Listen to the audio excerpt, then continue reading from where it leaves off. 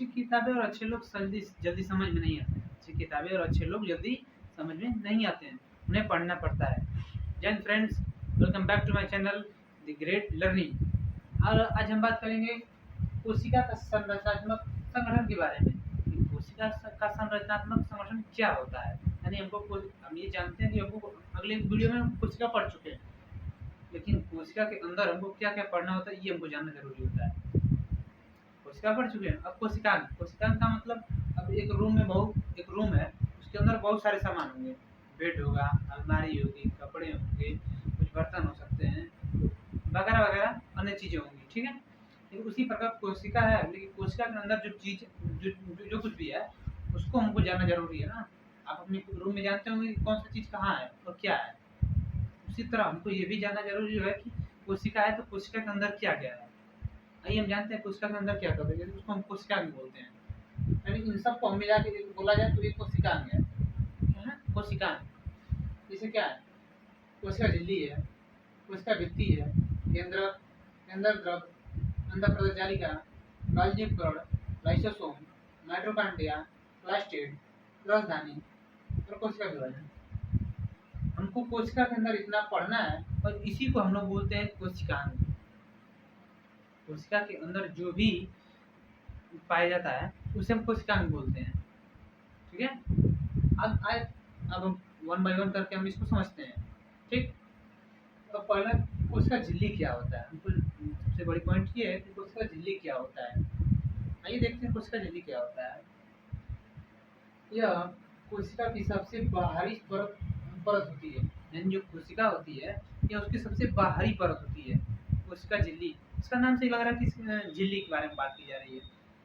झिल्ली तो झिल्ली के बारे में ही बात की जा रही है। मान लीजिए कोशिका झिल्ली है, ठीक है, ये कोशिका झिल्ली है ये। अब इसके अंदर ये सब मान लीजिए इसके कोशिकांग है, यही सब है, ठीक है, इसके कोशिकांग है। ये कोशिका जो झिल्ली होती है इसका मेन काम ये होता है कि जो उसके केंद्र कोशिकांग होते हैं वो बाहर न फैले, यानी उनको एक संरचना देने का कार्य करती है, यानी एक जगह इकट्ठा करके एक रूप देती है, संरचना देती है। कोशिका झिल्ली का यही काम होता है। कोशिका झिल्ली का एक काम और होता है, क्या होता है आइए देखते हैं। गैसों का आदान प्रदान मिश्रण विधि द्वारा होता है। अभी हम बात करेंगे मिश्रण विधि क्या होती है, बताएंगे। यानी कोशिका झिल्ली के द्वारा ही गैसों का आदान प्रदान मिश्रण विधि द्वारा होता है। मिश्रण विधि क्या होती है बताया, ठीक है। थर्ड पॉइंट देखते हैं क्या है। यह पादप एवं जंतु दोनों पाया जाता है। जो कोशिका झिल्ली होती है यह पादप यानी पौधों में, जंतु यानी भेड़ बकरी सब में पाई जाती है, ठीक है।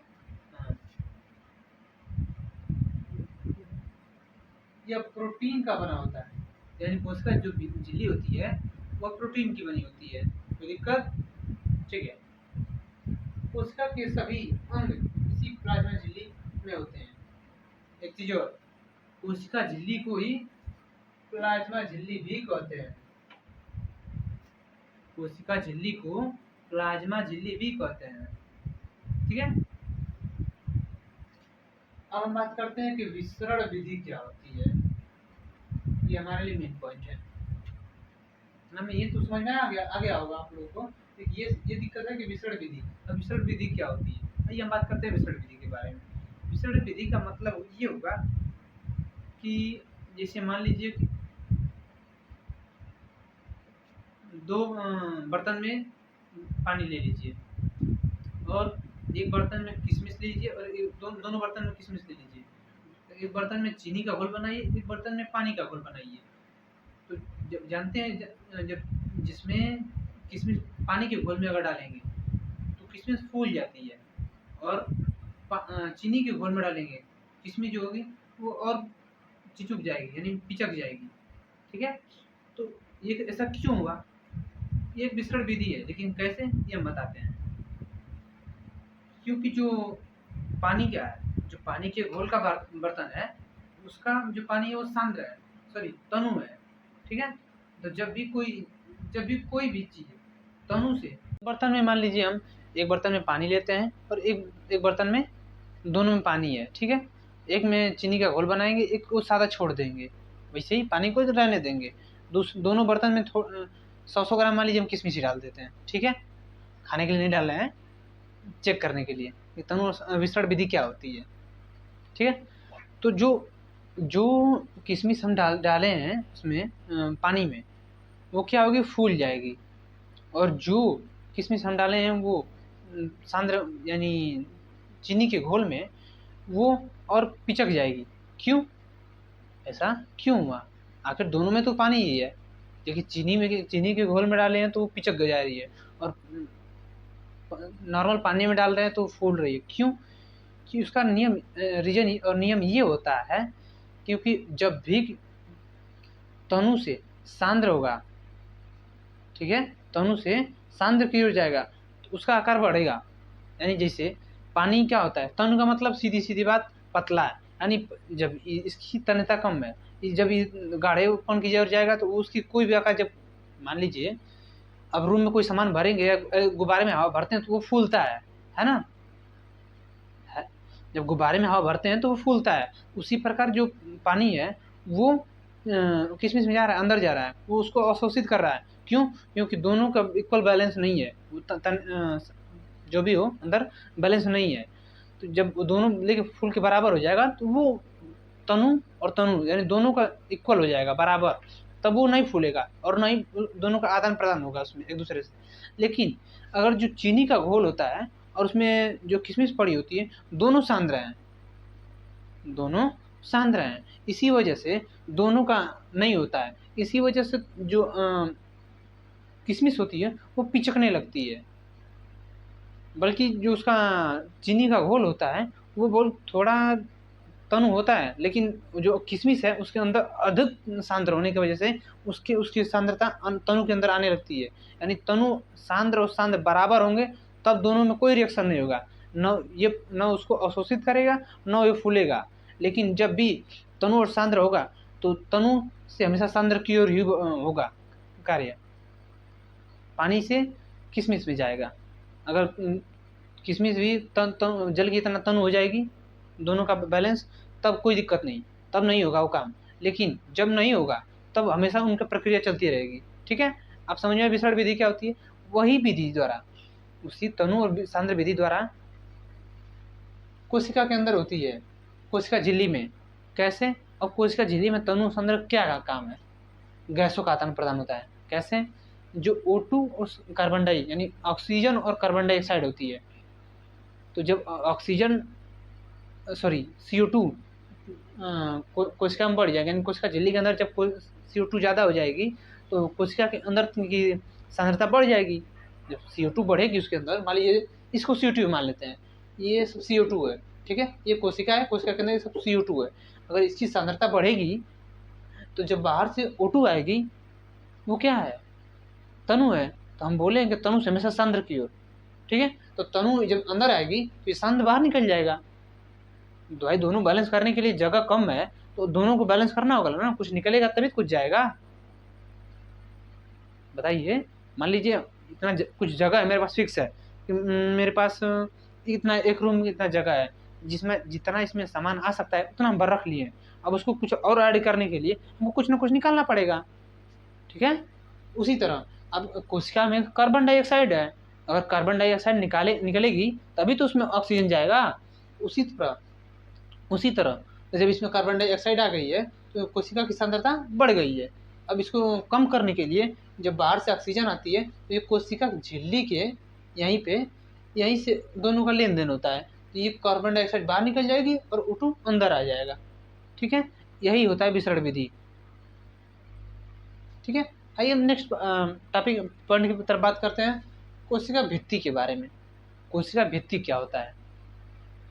कोशिका भित्ति को एक और नाम से जानते हैं, दोहरी कोशिका झिल्ली, ठीक है, कह सकते हैं, एक गलत नहीं है। दोहरी कोशिका झिल्ली, जैसे मान लीजिए क्या बात करें, अभी हम लोग कोशिका झिल्ली के बारे में बात कर रहे थे, अभी पढ़े हम लोग। कोशिका झिल्ली का मान लीजिए हम एक झिल्ली लिए हैं, ठीक है, उसके अंदर कुछ सामान रखते एक सीमा रखते झिल्ली के अंदर अब हम नहीं रख सकते, ठीक है। उसमें कुछ जगह खाली भी हो, लेकिन अब वो डर डर होता है ना कि झिल्ली फट जाएगी। वही हाल कोशिका के में होता है। अगर जंतु की कोशिका होती है तो वो थोड़ी नरम होती है, ठीक है, लेकिन जो पादपों की कोशिका भित्ति होती है उनके लिए डबल यानी दोहरी कोशिका झिल्ली की आवश्यकता पड़ती है, क्योंकि उनकी जो बाहर की परत होती है वो टाइट होती है यानी कड़ी होती है। क्यों? क्योंकि जंतु जो होते हैं वो अपना काम बहुत बहुत उनके पास नहीं है, लेकिन जो पादपों की बाहरी लेयर होती है वो हार्ड होती है, यानी उस पर डबल डबल कोटेड होता है ना। अब कोशिका झिल्ली भी है और कोशिका भित्ति भी है तो हार्ड होगा ना। अब जंतु के पास यानी हम लोगों के पास क्या है? सिर्फ कोशिका झिल्ली है, इसी वजह से। और क्या? तो जब हम दोनों झिल्ली हो जाएगी तो यानी दो झिल्ली हो गई। अब एक सामान भारी हो गया तो हम डबल झिल्ली लगा देते हैं ताकि वो सामान गिर के फटे या नुकसान ना हो हमारा। तो एक झिल्ली कोशिका झिल्ली थी और एक झिल्ली और लगा दिए, कोशिका भित्ति। समझ रहे हैं? पहले मान लीजिए पहले सामान में पहले झिल्ली में क्या रखे थे? कुछ जो भी सामान रखे थे, नमक तेल जो भी कुछ उपयोग रखे थे, और दूसरी झिल्ली लगा दिए ताकि उसकी सेफ्टी के लिए कि फटे ना। वो कोशिका पहली कोशिका झिल्ली थी तो दूसरी कोशिका भित्ति हो गई। कोई दिक्कत? ठीक है। अब बता तो समझने को तो हम लोग इसे समझ सकते हैं, लेकिन अब लिखेंगे क्या और इसको परिभाषित कैसे करेंगे, आइए देखते हैं। कोशिका भित्ति जीवाणु एवं वनस्पति की कोशिका झिल्ली के बाहर एक पारगम्य निर्जीव दृढ़ आवरण कोशिका भित्ति कहते हैं। अभी बताया ना कि दृढ़ यानी आवरण, निर्जीव जो बाहर की लेयर होती है वो निर्जीव होती है, ठीक है, यानी कोशिका झिल्ली ठीक है, लेकिन जो कोशिका भित्ति होती है वो निर्जीव होती है। जो कोशिका झिल्ली है वो तो सजीव है, लेकिन जो कोशिका भित्ति होती है वो निर्जीव होती है। अभी बोले ना कि जीवाणु एवं वनस्पति की कोशिका झिल्ली के बाहर एक पारगम्य निर्जीव जिसमें जान नहीं होती, दृढ़ मजबूत या दृढ़ आवरण मतलब मजबूत लेयर होती है। लेयर को हम कोशिका भित्ति कहते हैं। कोई दिक्कत नहीं ना? कोई भित्ति कहते हैं। अब देखिएगा नेक्स्ट पॉइंट, शैवाल की कोशिका भित्ति सेलुलोज, गैलेक्टन, मैमन व खनिज जैसे कैल्शियम से की खनिज जो होते हैं कैल्शियम से बनी होती है। किससे किससे बनी होती है? सेलुलोज से, गैलेक्टन से, मैमन और खनिज से, उसमें कैल्शियम भी आता है ना, इससे बनी होती है शैवाल की जो कोशिका भित्ति होती है। अब वनस्पति की जो होती है वो किससे बनी होती है उसके बारे में देख लेते हैं। जबकि पौधों में कोशिका भित्ति सेलुलोज, अर्धसेलुलोज, सेलुलोज, अर्धसेलुलोज, पेक्टिन एवं प्रोटीन की बनी होती है ना। जबकि पौधों की कोशिका भित्ति सेलुलोज, अर्धसेलुलोज, पेक्टिन एवं प्रोटीन की बनी होती है। देखिएगा ये जंतु की कोशिका है, ठीक है, जो जंतु की कोशिका भित्ति होगी वो नरम होगी उनकी पौधों की अपेक्षा, और उससे जीवाणु की जो कोशिका भित्ति होगी वो पौधों के सॉरी उल्टा बोल दिया, जो जंतु की कोशिका होगी वो नरम होगी, पौधों की अपेक्षा वो टाइट होगा। पौधों की जो कोशिका भित्ति वो टाइट होगा और जंतु की नरम। जो जीवाणु होंगे उनका पौधों की अपेक्षा भी उनका टाइट होगा और पौधे उनकी अपेक्षा धीरे मतलब कम नरम होगा कोशिका भित्ति। क्यों? इस पर डबल होता है। लेकिन अब देखिए क्या बताया शैवाल का, शैवाल बताया ना, तो शैवाल की कोशिका भित्ति किससे किससे बनी है? कैल्शियम क्या होता है? हार्ड होता है, जिससे हम लोग की हड्डी बनी होती है। हड्डी कितनी मजबूत होती है हम लोग की, आप लोग जान ही रहे हो। जो शैवाल की कोशिका भित्ति होती है सेलुलोज, गैलेक्टन, मैमन, खनिज, मैमन और खनिज, कैल्शियम, ये इन सब सारी चीज़ों को मतलब एक मेटल हो गए सब। मेटल या नॉन मेटल मतलब एक मजबूत चीज़ हो गया, ठीक है, उससे बननी होती है, तो इसलिए वो वनस्पति की अपेक्षा भी मजबूत हो गया। और पौधे में क्या होता है? जबकि पौधों की कोशिका भित्ति सेलुलोज, अर्धसेलुलोज, पेक्टिन और प्रोटीन की बनी होती है। लेकिन जीवाणु यानी बैक्टीरिया की जो कोशिका भित्ति होती है